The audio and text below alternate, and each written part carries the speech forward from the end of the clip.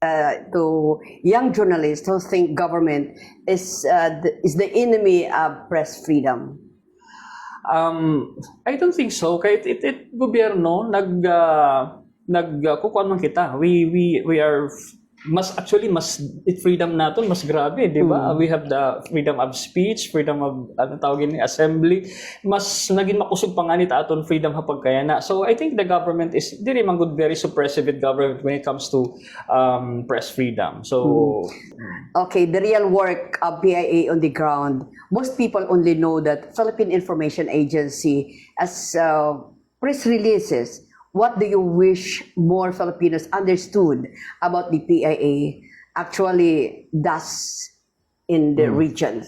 well, PIA nagtikang kita late 80s hanbagong inin paggobernuhan after the martial law, after the Marcos regime. Tikang hadtos nga dayana. Although siring ko pag grassroots communication mangod kami, diri kami kilalahan mga kuang good, di kami haubos na nagkakadahan mga face-to-face communication, focus group discussions, inganhin. Actually, media usag gihapon ito namon nga partner. At this time of technological advancement, padayon gihapon kami nga nakikiuso, ang tawag ito, nakikilevel para mamadamo amon reach nga maabot. Oo, with the help of the media, amon mga programa, ang programa ng gobyerno na ipapasamwak through PIA and of course with the partnership of the media. Can you share one story you shared?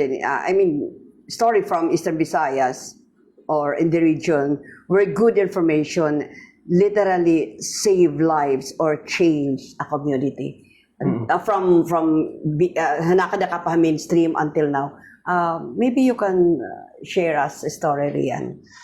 For so long at time iton Eastern Visayas has been a insurgency mangud kita na kadamo mga issues, mga stories about mga anong tawag ini ambush, mga killings gayton. Through time hintrabaho naton sa media, government information napapasamok naton ang the good side ang ginihimong gobyerno. And slowly aton mga katawhan nahibabaro han mga inahinay nga development ng gobyerno and the gains nakikita naton gihapon ha pagkayana kay base ito. Actually, hindi naman ka ng PIA trabaho. This is a whole of government approach. PNP, AFP, DPWH, all other agencies.